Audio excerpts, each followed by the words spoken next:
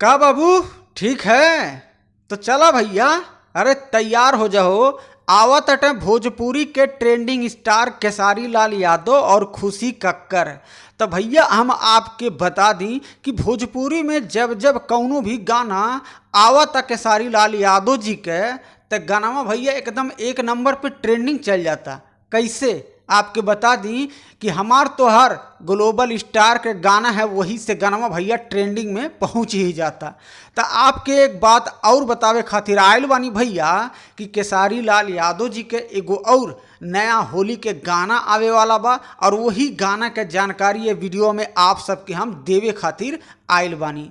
तो भैया हो 18 से 19 घंटा पहले गानवा के पोस्टर लॉन्च भइल है, यानी कि काल्हे भइल है 24 फरवरी के। तो भैया ये पोस्टरवा स्क्रीन अब देख ले हो, जौने गानवा का टाइटल है रोपला ये भौजी। और यह वीडियो में खेसारी लाल यादव जी के साथ में भैया डांस यानी कि फैट करत नजर आई हैं नीलम गिरी। तो खेसारी लाल यादव जी के साथ में जब नीलम गिरी फैट करी हैं और वो गानवा के म्यूजिक डायरेक्टर बानी आर्या शर्मा जी, तो गानवा भैया हिट होई से केहू रोक पाई? केहू ना रोक पाई।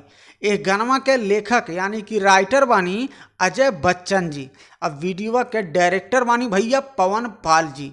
तब भाई हो तैयार रहा, बहुत जल्द आप सबके आवे वाला बा गाना ब्लास्ट हो जाई। खेसारी लाल यादव और खुशी कक्कर के आवाज़ में जवन गाना आवता रोपला ए भौजी, बहुत ही तगड़ा गाना बा। तो भैया थोड़ा सा आपके इंतजार करे के पड़ी, काहे से गाना के अभी फिलहाल के लिए कमिंग सून में रखल गईल बा। जब भी ई गाना के लॉन्च करल जाई, टी सीरीज हमार भोजपुरी यूट्यूब चैनल से एके लॉन्च करल जाई।